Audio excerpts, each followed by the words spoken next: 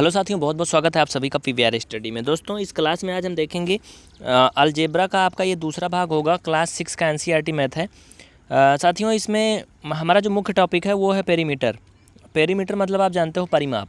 देखो, परिमाप किसे कहा जाता है इसके बारे में मैं आपको बिल्कुल अच्छे से अध्ययन करवा देता हूँ। ध्यान से सुनना। देखो, किसी भी आकृति के चारों भुजाओं के जोड़ को परिमाप कहा जाता है। मैं ये क्वेश्चन भी करवाऊंगा बुक का, लेकिन पहले कॉन्सेप्ट समझ लो। जैसे कोई भी आकृति बनी है तो उसके चारों भुजाओं के जोड़ को परिमाप कहते हैं। चारों भुजाओं को जोड़ लेना आपको। जैसे मान लो ये 2 है और ये आपका 3 है। अगर इसका परिमाप बोला जाएगा तो क्या होगा, ज़रा सोचो। अगर ये 2 है और ये आयत है तो आमने सामने की भुजाएं बराबर होंगी। तो ये 3 तो ये भी 3 होगा, ये 2 है तो ये भी 2 होगा। इस तरह से अगर इसका हमें पेरीमीटर निकालना हो तो मैं आपको बता दूं, आप इसको जोड़ोगे 2 और फिर इसको जोड़ोगे ये वाला 3, है ना, और फिर ये वाला 2 जोड़ोगे 2 और फिर ये वाला 3 यानी कि 3, यानी सब को आप जोड़ोगे तो कितना हो जाएगा, ज़रा सोच लो। 2 3 5 और 5 10, यानी कहने का मतलब ये अगर भुजाएं सेंटीमीटर में दी गई होंगी तो ये 10 सेंटीमीटर इसका परिमाप होगा। यानी आप यहाँ से ये कॉन्सेप्ट को समझ लो कि चारों भुजाओं के जोड़ को परिमाप कहा जाता है। कोई भी आकृति है, चाहे वो वर्ग है, चाहे वो आयत है, चाहे वो त्रिभुज है, चतुर्भुज है, कुछ भी है, आप समझ लो। ठीक है, तो इससे ज़्यादा हमने इसके पहले वाली क्लास में डिस्क्राइब किया, नहीं देखा उसे देख लेना। अब चलो क्वेश्चन पे चलते हैं। कह रहा है एक समबाहु त्रिभुज की भुजा को यल से दर्शाया गया है। देखो, यहाँ पर बहुत ही ध्यान से समझना क्वेश्चन क्या कहता है, करना क्या है। देखो यारों, कह रहा है कि एक समबाहु त्रिभुज। समबाहु त्रिभुज के बारे में पहले मैं आपको बता दूं कि समबाहु का मतलब होता है सभी भुजाएं एक समान हो, मतलब सभी एक बराबर भुजाएं होंगी तभी वो समबाहु त्रिभुज होगा। तो यानी कहने का ये मतलब है, अगर समबाहु त्रिभुज सभी भुजाएं बराबर हैं, कह रहा है यदि इनकी भुजा को यल से दर्शाया जाए तो फिर इसका परिमाप बताओ। देखो यार, सिंपल सी बात है, अगर सभी भुजाएं बराबर हैं और वो कह रहा है यल हैं, तो परिमाप क्या होगा, सभी भुजाओं के जोड़ को परिमाप कहते हैं। यल यल 3 बार जोड़ोगे तो क्या हो जाएगा, देखो यल धन यल बराबर 3 यल हो जाएगा। इसे अच्छे से समझ लो। देखिए, अब हम बात करते हैं कि समबाहु त्रिभुज जो होता है ये इंग्लिश में क्या कहा जाता है, इसे इक्वालेटरल ट्रायंगल कहते हैं। क्या कहते हैं, समबाहु त्रिभुज को इक्वालेटरल ट्रायंगल कहा जाता है। तो देखो ज़रा ध्यान से समझना। क्वेश्चन क्या कह रहा है कि एक समबाहु त्रिभुज है जिसकी भुजा को अगर यल माना जाए तो इसके लिए सूत्र बनाओ, उसे हल करो ना। देखो समझ लो इधर। अब मैं ये आकृति ड्रा कर देता हूँ, अब ज़रा ध्यान से देखना। जो जो कह रहा है क्वेश्चन में मैं वही करूँगा। कह रहा है यदि इसकी भुजा को यल से दिखाया जाए। देखो यार, सिंपल सी बात है, अगर समबाहु त्रिभुज है तो तीनों भुजाएं यल होंगी। बन गया ना। अब कह रहा था कि त्रिभुज के परिमाप को यल का प्रयोग करते हुए व्यक्त कीजिए। भाई सिंपल सी बात है, त्रिभुज के परिमाप को यल का प्रयोग करते हुए व्यक्त कीजिए। परिमाप वो होता है जब तीनों भुजाओं को जोड़ते हैं तो उसे परिमाप कहते हैं। परिमाप को इंग्लिश में पेरीमीटर कहा जाता है और इसे पी से दिखाया जाता है, डिनोट किया जाता है। तो 3 बार यल यल है तो आप लिखोगे यल धन यल और धन यल, यानी कहने का मतलब इसका फाइनल आंसर हो जाएगा 3 यल। ये पहले का आंसर हो गया। बात समझ गए ना, समझ गए ना? कमेंट करके बताओ नहीं समझ में आया तो। चलो अब मैं क्वेश्चन को इंग्लिश में भी दिखा देता हूँ, दोनों लैंग्वेज हमें आपको दिखाना है ना। The side of an equilateral triangle is shown by L, express the perimeter of equilateral triangle using L. So मैंने कर दिया है ना। चलो अब मैं आपको दिखाता हूँ आगे। मैंने आपको हिंदी में और देसी भाषा में बताया था, आप चाहो तो इसे इंग्लिश में भी कर सकते हो। देखो इंग्लिश में कैसे करोगे, ज़रा ध्यान से समझो। Side of equilateral triangle is equal L, चूँकि दिया है गिवन, सो देयरफॉर आप बोलोगे इसे perimeter of equilateral triangle is equal 3 into side. 3 into side मतलब समझ गए ना। देखो ये सूत्र लगाए हुए हैं। 3 इंटू साइड जो है वो समबाहु त्रिभुज का इक्वालेटरल ट्रायंगल का फार्मूला होता है पेरीमीटर का। लेकिन हमने आपको बेसिक कॉन्सेप्ट से बताया कि तीनों साइड को आप जोड़ोगे तो 3 यल हो जाएगा। अगर आप 3 इंटू साइड करोगे तब भी वही हो जाएगा। तो ये इंग्लिश लैंग्वेज में हो गया। देखो क्वेश्चन नंबर 2 देखो, बहुत ध्यान से समझना। कह रहा कि the side of regular hexagon is denoted by L. मतलब हेक्सागन जानते हो, जिसे में 6 भुजाएं होती हैं।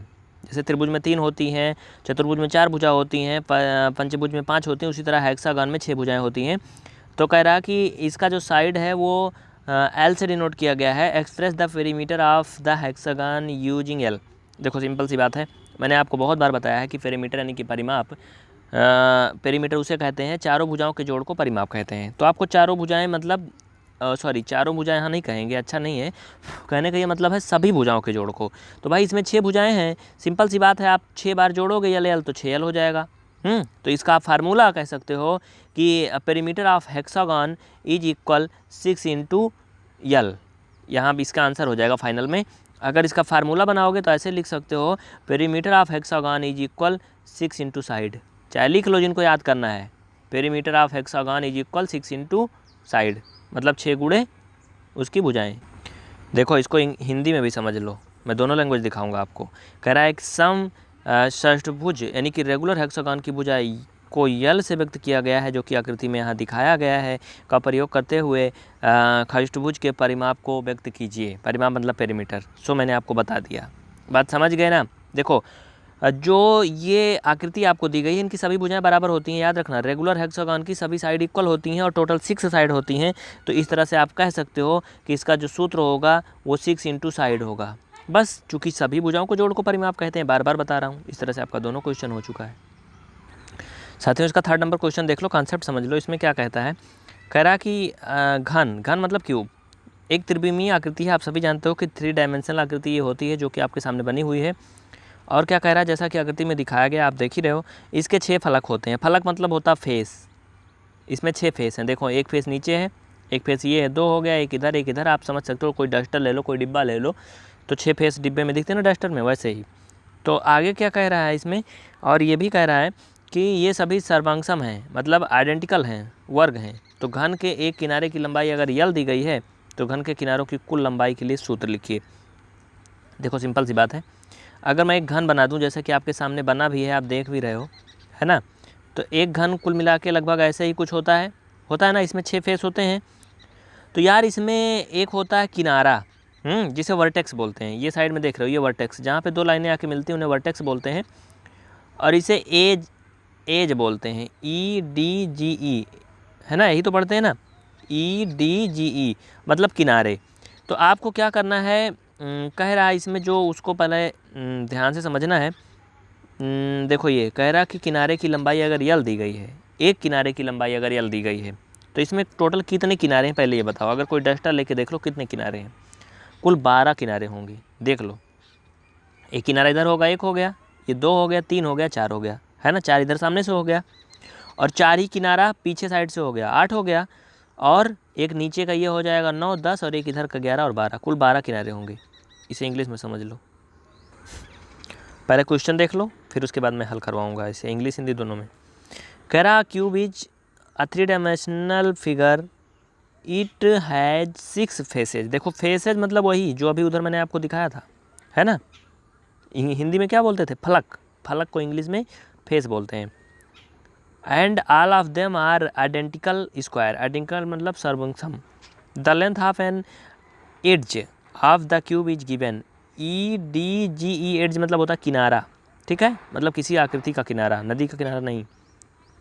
Given by L, find the formula for the total length of edges. देखो समझो, इसका सलूशन मैं आपको इकट्ठा दिखा दे रहा हूँ। दूसरा तो आपने देख लिया था, है ना, चौथा अभी बाद में दिखाएंगे। अब आप तीसरा पढ़ो। चलो, मैंने अभी आपको दिखाया कि टोटल कितने एजेज होते हैं किसी क्यूब में। 12 होते हैं ना। Length of 1 edges of cube is equal L, दिया है given. Number of edges in cube total कितने हैं, 12 हैं। देयरफॉर टोटल लेंथ कितनी हो जाएगी, 12 इंटू एल, 12L। बात समझ गए ना। तो ये क्या हो गया, कुल लंबाई के लिए सूत्र हो गया। चाहे इसे परिमाप भी आप कह सकते हो, पेरीमीटर भी कह सकते हो, या फिर आप इसे फार्मूला कह सकते हो इसका, एजेज निकालने का, है ना। सिंपल सी बात है। देखो अगर आप इसमें कोई सूत्र ना लगाओ तब भी आप इसे कर सकते हो, बिना किसी सूत्र के भी कर सकते हो। ज़रा इसे थोड़ा ध्यान से समझो, बिना सूत्र के कैसे करोगे भाई। सिंपल सी बात है, इसमें कितने किनारे हैं ज़रा देख लो। एक किनारा ये हो गया, ये क्या हो गया, 2 हो गया, देखो 3 हो गया, 4 हो गया, है ना, 4 हो गया ना। इधर साइड देखो, ये 5 हो गया, ये 6 हो गया, ये 7 हो गया, 8 हो गया, हो गया ना, 8 हो गया ना। अब 4 और होने चाहिए, 4 और होंगे कि नहीं होंगे। देखो ये 9 हो गया, ये 10 हो गया। इधर साइड एक अदृश्य है जो कि आपको नहीं दिख रहा है ना, इधर नीचे साइड में होगा ना। तो इस तरह से आपके कितने किनारे हो जाएंगे, 12 किनारे हो जाएंगे। गिन लो, 1 2 3 4, है ना, 5 6 7 8 9 10 11 12 ना।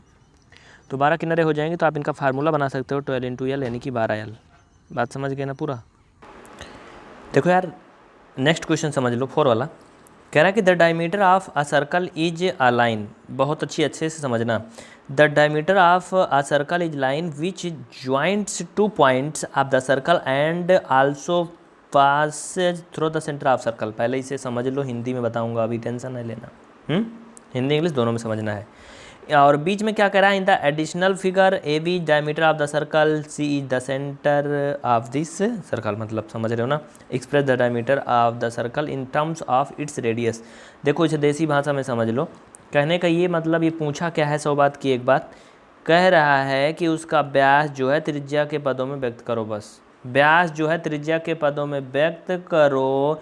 तो भाई r इक्वल क्या होता है, d/2। चूँकि जो त्रिज्या है वो व्यास की हमेशा क्या होती है, आधी होती है। बस यही आंसर है इसका। लेकिन अभी दिखा देता हूँ हिंदी में, देखो अब इधर समझ लो क्या कह रहा है। कह रहा वृत्त का एक व्यास वह रेखाखंड है जो वृत्त पर स्थित दो बिंदुओं को जोड़ता है और उसके केंद्र से होकर जाता है। संलग्न आकृति में, यानी कि जो आकृति यहाँ पे दिखाई गई है, इसमें कह रहा है ए बी वृत्त का व्यास है और सी उसका केंद्र है। तो वृत्त के व्यास को उसकी त्रिज्या के पदों में व्यक्त कीजिए। अब चलो मैं आपको फिगर दिखाता हूँ, ध्यान से देखो फिगर में क्या कह रहा है। ये यही फिगर दिया गया है, इसमें कह रहा है वृत्त के व्यास को त्रिज्या के पदों में व्यक्त कीजिए। वृत्त का व्यास कहाँ है इसमें भाई, सिंपल सी बात है, ए बी क्या है, वृत्त का व्यास है। यहाँ आर क्या है, त्रिज्या है। कह रहा कि इसको त्रिज्या के पदों में व्यक्त कीजिए। तो सिंपल सी बात है, अगर आप इसे ऐसे समझो मोटा मोटा, तो ये जो रेड वाली लाइन मैंने खींचा ये पूरा व्यास है, लेकिन ये जो केंद्र है यहाँ पर सी ना, इसके इधर अगर मैंने खींचा ये त्रिज्या है। ये क्या है, ब्लू वाली लाइन त्रिज्या है। इधर मिला दो, ये भी त्रिज्या हो गई, इधर मिला दो त्रिज्या हो गई, इधर त्रिज्या हो गई, त्रिज्या हो गई। मतलब एक ही केंद्र से किसी भी वृत्त में आप अनंत त्रिज्याएँ खींच सकते हो। बात समझ गए ना। तो ये त्रिज्याएँ होती हैं। इसमें थोड़ा आपको एडिशनल जानकारी मैं बता देता हूँ, एक्स्ट्रा मैं बता देता हूँ। ये जो चारों तरफ होता है ना, इसे परिधि बोलते हैं, सर्कमफ्रेंस बोलते हैं इंग्लिश में, और इसे रेडियस बोलते हैं इंग्लिश में, जिसे त्रिज्या बोलते हैं हिंदी में। रेडियस का आर से इसको डिनोट करते हैं, इसलिए त्रिज्या को आर से दिखाया जाता है। लाइट चली गई, चलो ठीक है, जाने दो। उसके बाद क्या है, अगर कोई रेखा जो जीवा कहलाती है, कैसे कहलाती है, अगर वो वृत्त के परिधि को मिलाती है एक छोर से दूसरे छोर पे, तो आप लोग कहोगे वो तो व्यास होती है, तो फिर ये जीवा कैसे आ जाती है। देखो यहाँ पे बहुत कॉन्सेप्ट समझना। एक लाइन मैंने ये मिलाया जो ब्लू वाली, ये भी देखो मैंने मिला दिया, और एक लाइन में मिला रहा हूँ ब्लैक वाली। दोनों लाइन देखो क्या है, अंतर क्या है। इनका नाम रख लो आप PQ, इनका नाम है पहले से AB। तो ये भी मिला रही परिधि को इधर से उधर, और ये भी मिला रही, लेकिन दोनों में अंतर क्या है। देखो यार सिंपल सी बात है, ये केंद्र से होते जा रही है, ये केंद्र से होते नहीं जा रही है। जो केंद्र से होके जाती है उसे क्या बोलते हैं, उसे व्यास बोलते हैं, डायमीटर बोलते हैं। और जो केंद्र से होकर के नहीं जाती है उसे जीवा बोलते हैं। इसकी स्पेलिंग शायद यही होती है CHORD, ये कुछ कंफर्म नहीं, आप लोग कंफर्म करके बताना, ठीक है। तो हिंदी में जान लो, इसे जीवा बोलते हैं, ठीक है। तो फिलहाल आप इसे समझ गए होंगे। इस तरह से एक्सरसाइज खत्म हो चुकी है। इसका एक क्वेश्चन और इसमें बच रहा है 5 वाला, उसको आप लोग खुद से कर लेना, उसमें कोई कॉन्सेप्ट विशेष नहीं है। तो फिलहाल आपका अलजेब्रा का ये दूसरा चैप्टर भी खत्म हो गया साथियों। 6 का NCERT मैथ आप पढ़ रहे हो। जो भी छात्र हमारे ऐप में जुड़े हुए हैं उनसे निवेदन है, कृपया अपना धैर्य बनाए रखें। लॉकडाउन के दौरान जिन लोगों की वैलिडिटी एक्सपायर हो रही है, उनकी वैलिडिटी हम 60 दिन एक्स्ट्रा बढ़ाएंगे, मतलब 2 महीने वैलिडिटी इंक्रीज करेंगे। आप टेंशन नहीं लेना है, बस जो भी छात्र ज्वाइन किए हैं सभी की वैलिडिटी को 60 दिन बढ़ा दिया जाएगा। आप टेंशन नहीं लेना, आराम से आप सीख सकते हो, ठीक है। जो भी छात्र 3 महीना या उससे अधिक की क्लास लिए हैं उनकी वैलिडिटी को बढ़ा दिया जाएगा। जो 1 महीना या 7 दिन का लिए हैं उनका नहीं बढ़ाया जाएगा। तो इसलिए आप लोग बात को समझिए। तो मिलते हैं फिलहाल नेक्स्ट वीडियो में। जय हिंद। आप लोगों का जो भी सवाल है पूछ लेना कमेंट करके डाउट सेशन में। फिलहाल अगर सीरियल से देखोगे वीडियो तो कोई डाउट नहीं होगा।